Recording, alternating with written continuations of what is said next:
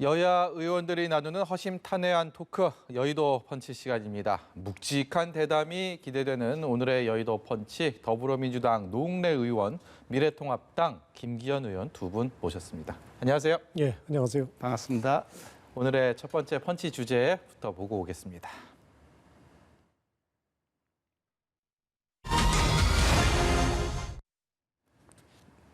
네, 협상입니다. 여야 국회는 현재 정상화되지 않은 상황입니다. 파행을 겪고 있는 상황에서 여야 간의 협상은 계속 진행되고 있습니다. 그런데 그 절충점을 찾기가 굉장히 어려운 상황입니다.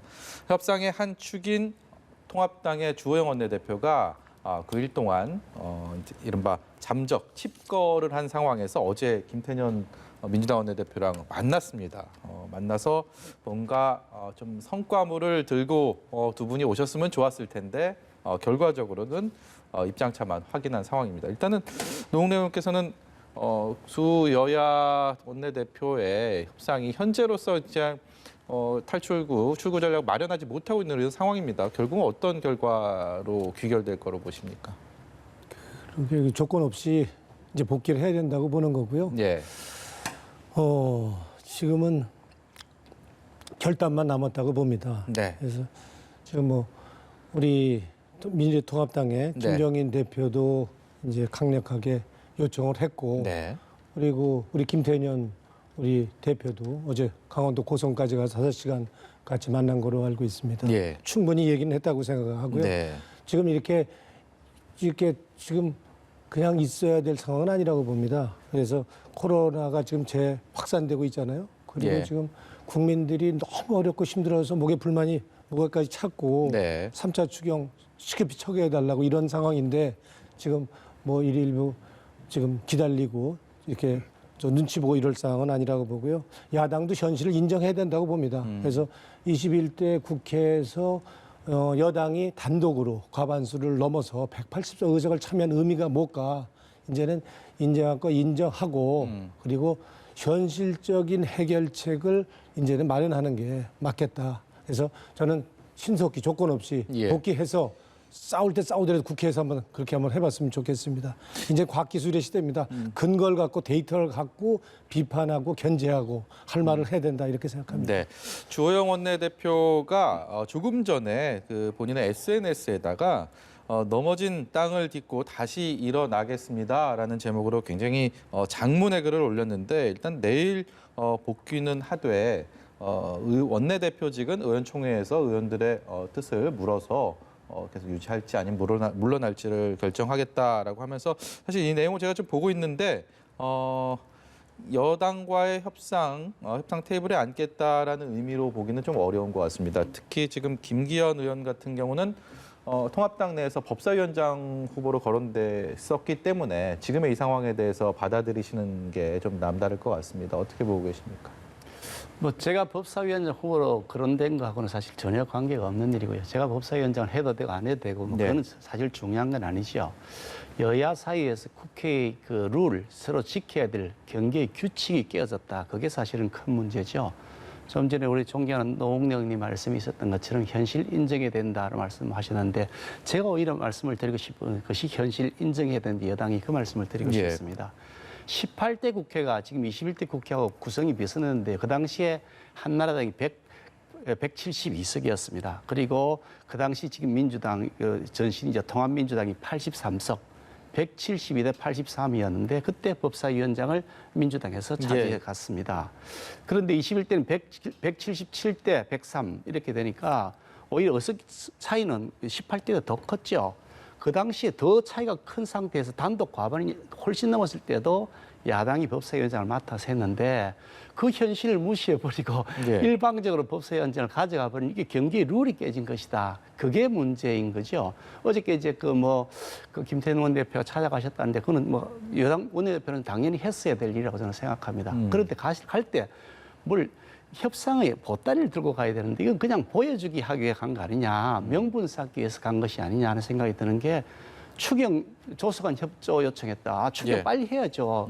누가 추경 빨리 하지 않자고 하는 건 아니지 않습니까? 빨리 할 수 있도록 아니 그 멍석을 깔자는 건데 멍석은 안 들어가고 추경 처리만 하자고 하니 예. 그게 무슨 얘기가 되겠느냐는 거죠. 그러면 좀 진정성을 가지고 여야 협상에 임해 주시면 좋겠다. 그런 생각을 합니다. 예, 지금 민주당에서는 뭐 이해찬 대표도 그렇고요, 김태년 원내대표도 그렇고 목요일 이번 주 금요일이요, 그러니까 목금 이틀 정도의 시한을 일종의 데드라인으로 잡아놓고 지금 말씀하신 것처럼 현실을 인정하는 결단을 하겠다라는 입장입니다. 그렇다면 그 현실을 인정하는 결단이라는 게 결국은 지금의 상황이 큰 변동이 없다면 뭐 18개 상임위원장을 민주당이 가져가고 그리고 거기에 대한 3차 추경에 대해서도 속도를 내는 뭐 이런 식으로 결정이 되지 않을까라는 쪽 뭐 관측들 많은데요. 노 의원께서는 어떻게 보고 계십니까?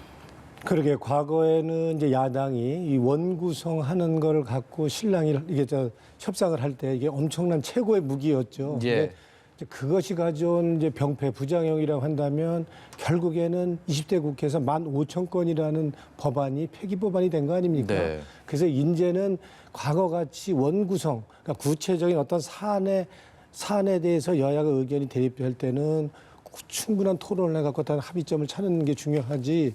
원구성이라는 거는 이거는 기본적으로 국회법에서 해야 될 건데 이걸 갖고 그동안 신랑이 하면서 야당으로서 여당의 대여 공세 같은 최고의 무기로 삼았지 않습니까? 예. 그러니까 이제는 여기서 이제 국민들이 이번 21대 국회에서 180석의 의석을 준 거는 여당이 잘했다기보다는 이제는 일 안 하는 국회 더 이상 안 되겠다. 그래서 차선책으로, 예. 차악으로, 최악이 아닌 차악을 선택해서 이런 걸 줬다 그런다면 이제는 과거의 가능을 뛰어넘어서 이제는 대결의 정치, 그리고 거부권 정치, 무조건 반대 정치 이거를 이제는 이제 극복하고 네. 이제는 글자 그대로 여야가 진짜 원내에 들어와서 국회에 들어와서 싸울 때 싸우더라도 우리 김대중 대통령도 총재 시절 얘기했지 않습니까? 가장 강력한 야당이 싸워야 될 강력한 무대는 국회다라고 예. 얘기했던 것처럼 국회에 들어와서 싸워야만이 야당이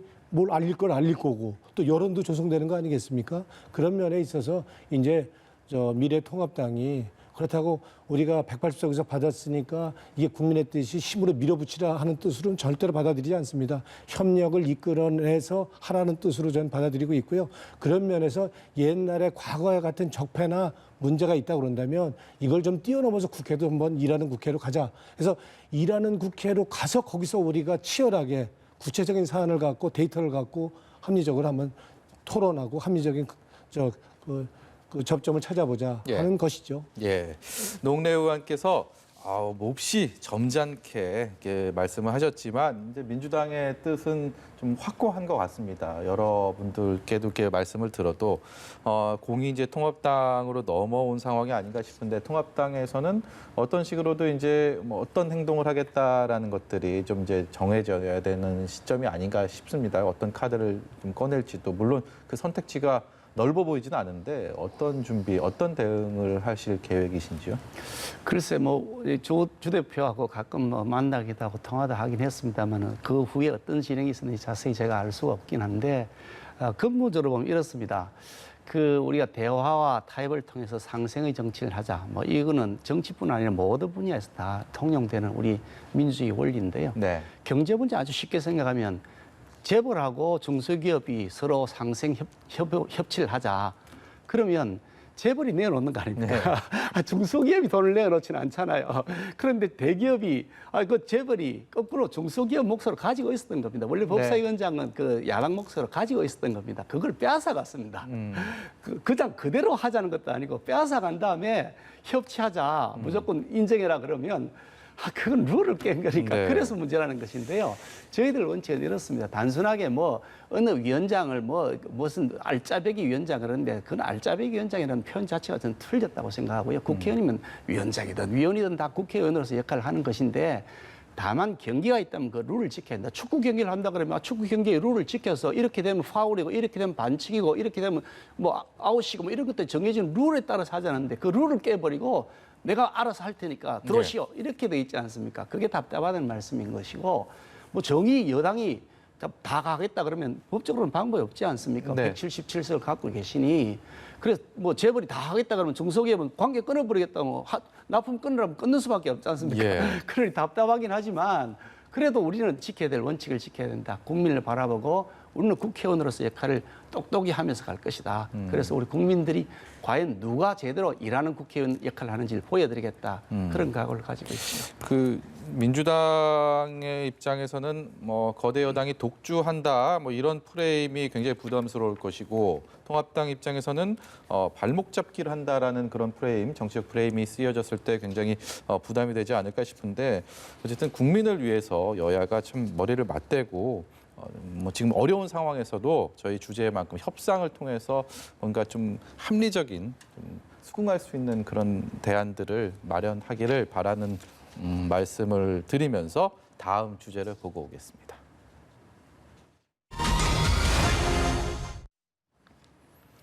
네, 김정은 국무위원장을 주제로 잡아봤습니다. 오늘 뉴스 가장 뜨거운 뉴스, 김정은 위원장이 남측에 대한 대남 군사 행동을 보류해라라고 지시를 했다라는 소식을 아침부터 계속 전해드리고 있는데요.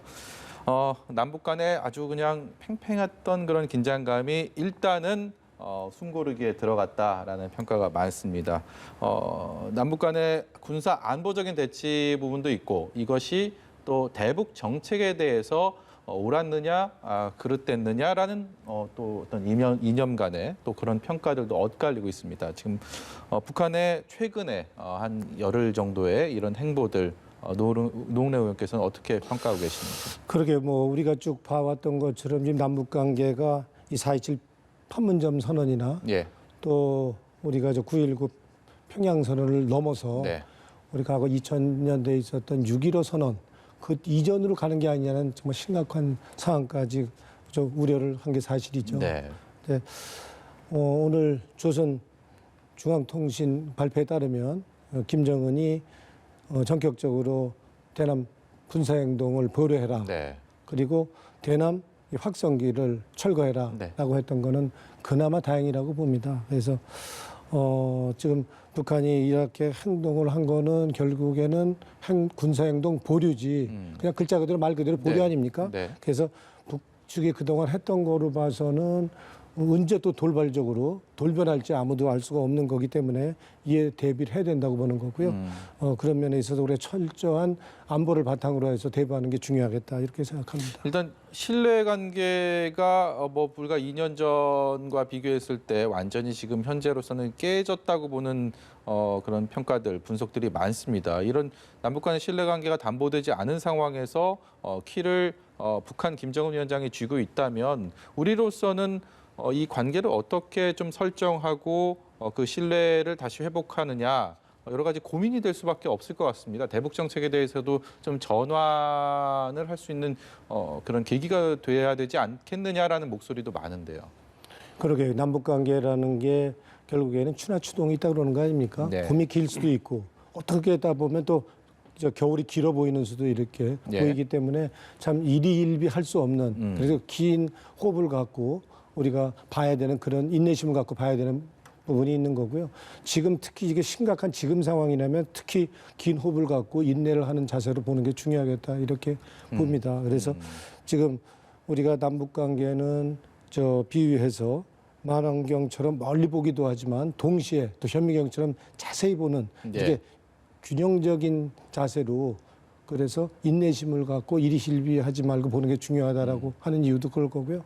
지금 추나추동 중에 겨울이 좀 길어 보인다고 그래서 예. 우리가 갑자기 한반도 지금 이 비핵화의 당사자로서 이거에 대한 정책을 갑자기 바꾼다든지 그리고 이 평화 정책에 대해서 갑자기 바꾼다든지 이렇다는 거는 그건 또 다른 새로운 또 큰 문제를 낳는다고 봅니다. 그래서 우리가 일비하지 말고 한반도 평화와 그리고 예. 비핵화 정책에 대해서 여러 가지 시나리오를 갖고 대비해야 된다라고 예. 생각을 합니다. 통합당에서는 현 정부의 대북 정책에 대해서 좀 비판적인 이런 부분들은 좀 수정해야 되지 않느냐라는 의견들 계속 나오고 있고 특히 대북 전단 살포에 있어서 거기에 대해서도 여러 가지 좀 다양한 견해들이 나오고 있는 걸로 알고 있습니다. 김기현 의원께서는 현재 상황들 어떻게 진단하고 계십니까? 예, 그 사실 뭐 여야 사이에서 막 서로 간에 대립을 하기도 하고 뭐 다투기도 하니까 우리 야당 입장에서는 여당을 공격하게 되긴 합니다만 그래도 대한민국 대통령이고 대한민국 정당이기 때문에 네. 김정은과의 관계에서는 당연히 김정은이 우리 적이지 여당이 우리 적이 될 수 없는 일입니다. 근데 네. 걱정스러운 것은 김정은이라는 사람이 굉장히 교묘한 사람이고 아주 프로 같다. 자기가 치고 빠지기 작전을 매우 성공적으로 하면서 우리 남한을 갖고 논다, 대한민국을 갖고 논다는 생각이 드니까 굉장히 불안하다는 느낌이 듭니다. 우리가 뭐 운전자론, 한반도 운전자론 이렇게 남북 문제에서 우리가 주도 역할을 하겠다고 문 대통령께서는 하시고 그동안 행동해 왔는데 지금 와서 보니까 완전히 갖고 놀았다. 예. 그런 생각이 든단 말이죠. 그러면서 김정은이라는 사람이 우리가 180원에 들은 건물을 폭발을 시켜도 우리가 아무 대책 없이 오히려 우리 남쪽 내부에서 여당 내부에서 그랬습니다. 대포를 안 쏘은 것이 다행이다. 뭐 이런 얘기도 하고 또 우리가 잘못했어. 북한이 그렇게 폭파시켰다. 이렇게 얘기까지 너무 기가 막히는 상황들이 생기는 거죠. 결국 이것이 프로와 아마추어의 그런 관계가 아닌가 하는 그 우려를 하고 있습니다. 어떻든 이게 남북 문제에서 우리가 주도권을 쥐어야 되는데 지금까지 해왔던 햇볕 정책의 그런 결점들을 대폭 수정해야 된다 생각하는데 DJ 정부 때부터 햇볕 정책을 시행해 왔던 것이 저는 결과적으로 실패로 드러났다고 생각합니다. 이런 거죠. 계속해서 뭐 퍼주고 나눠주고 계속해서 그쪽에 주니까 내성이 붙어버린 겁니다. 그래서 예. 어지간한 공격을 해오더라도 끄떡하지 않는 내성이 붙어서 코로나19와 같은 바이러스가 돼버렸다. 이 괴물이 돼버렸다. 김정은이가. 예. 그런 생각이 들어서 이제는 그렇다면 강력한 퇴치 정책을 해야 된다라는 생각을 하게 되죠. 그나마 그 DJ 그 햇볕 정책은 상대방이 무력 도발을 할 때는 그에 단호한 대응을 했는데 불구하고 예. 이제는 상대방이 무력 대응에조차도 우리가 한 말도 못하는 이런 상황까지 가 있으니 이제는 이걸 고쳐야 된다. 저희들은 그렇게 생각하고요. 그 방법은 우리 스스로 자강하는 겁니다. 우리의 군사력을 키우고 우리의 국력을 키워나가는 겁니다. 외교력도 키워나가고요. 그렇게 하면서 압박을 통해서 북한이 어쩔 수 없이 자신들이 문을 개방하고 나올 수 있도록 하는 정책으로 다시 대전환을 해야 된다는 생각이 저희 판단입니다. 우리의 대북 정책에 대한 전면적인 재수정이 좀 필요하다라는 김기현 의원의 목소리인데 노웅로 의원 여기 관련해서 더 하실 말씀 있으실까요? 일련의 좀 북한의 지금 그 강경한 기조에 대해서 그리고 군사적인 행동도 불사할 것처럼 하는 기조에 대해서는 우리도 당연히 단호하게 대처해야 된다고 봅니다. 네. 그렇지만은 우리가 전쟁이냐 평연하게 선택을 한다고 그런다면 조금 우리가 맞대응해서 우리가 평화를 깨는 방식이 아니라 그런다면 우리가 인내가 필요한다면 전 인내를 해야 된다고 보는 거고요. 네. 그리고 지금 북한이 이런 공격적으로 자기 아마 내부 단속용도 있을 거고 내부 체제의 문제도 있을 거고 여러 가지 복잡한 문제가 있을 겁니다. 우리 입장에서는 이런 여러 가지 북한과 둘러싼 여러 가지 문제를 종합적으로 시나리오를 고려해서 그리고 최후까지도 포기하지 말고 인내심을 갖고 여러 가지 시나리오로 그렇다고 우리가 뭐 북한에 대해서 일방적으로 계속 우리가 저 자세에서 해야 된다고 생각은 하지 않습니다. 네. 그렇지만 평화 기조, 우리가 헌법에 있는 정신 그대로 평화 통일을 하자는 그 정신 그대로 평화 기조로서 대화를 끊지 말고 그리고 전쟁 중에서도 대화를 하는 거 아닙니까? 예. 그러니까 그런 자세로 공식적인 루트가 아니라면 비공식 루트라도 우리가 외교 안보 채널이나 그리고 우리가 정보 채널을 충분히 활용해서 그렇게 대비하고 준비해서 해야 된다고 봅니다. 예, 두 분 말씀을 제가 가운데서 듣고 있으면 조금 다른 표현인 것 같아도 결국은 우리 국민의 안전이 최우선이고 우리나라의 어떤 그 평화가 가장 최우선이다라는 곳에 다 초점을 맞추고 말씀하신 것으로 저는 그렇게 이해가 됩니다. 근데 그 방법에 있어서 상당히 큰 차이가 있는 거죠. 우리가 임진왜란을 생각해 보면 알 수가 있는데요. 유비무환 그러지 않습니까? 예. 그 당시에 우리가 10만 양병설 이렇게 주장했던 분들의 주장이 무시되어 버리고 그냥 안이하게 평화 그랬는데 우리가 무장되어 있지 않으니까 일본이 쳐들어와 가지고 대한민국을 완전히 그 당시 조선 땅을 휩쓸어 버렸단 네. 말이죠. 그러니까 우리의 군사력이 강하고 우리가 무기를 충분하게 가지고 있고 또 미국과의 그런 연합훈련 이런 걸 중단했던 거 다시 재개하고 하면서 우리가 가지고 있는 국력을 보여줘야 그래야 평화가 오는 것이지 우리가 만만하게 보이면 상대방이 그거 가만히 있겠습니까? 때리려고 들어오지요. 평화를 원하면은 전쟁을 준비하라. 그것이 우리 격언 아닙니까? 네. 전쟁을 하자는 것이 아니죠. 누가 전쟁을 하고 싶겠습니까? 전쟁을 피하려면 우리가 군사력을 키워야 된다. 그래야 평화가 온다. 그게 우리의 힘으로 지켜나갈 수 있는 그런 자주 국방력이다. 그런 말씀을 드리는 거죠. 예. 마지막으로요. 저희 시간이 그렇게 많지는 않게 남았는데 존 볼튼 전 보좌관 그 회고록이 정치권에 그 조용한 정치권에 돌을 던졌습니다. 일단은 뭐 사실이 아닌 부분이 많다라는 게 대부분이다라는 게 우리 정치권 특히 민주당 청와대 입장인데 여기에 대해서 뭐 특별히 어떻게 보고 계십니까? 이 상황이 좀 진화가 됐다라고 보십니까? 앞으로도 더 전개가 될 거라고 우려하십니까? 그러게요. 이 볼턴 이 보좌관의 뭐 여러 가지 얘기는 참 무책임한 얘기죠, 한마디로요. 네. 그래서 신빙성 여부를 떠나서 이게 그래도 미국의 최고 외교관 했던 사람이 자기 현직 때 있었던 일을 그냥 무책임하게 예. 그냥 쇼킹하게 이렇게 하는 것 자체가 굉장히 이건 외교관으로서의 자질의 네. 기본적인 문제가 있다고 이렇게 보는 거고요.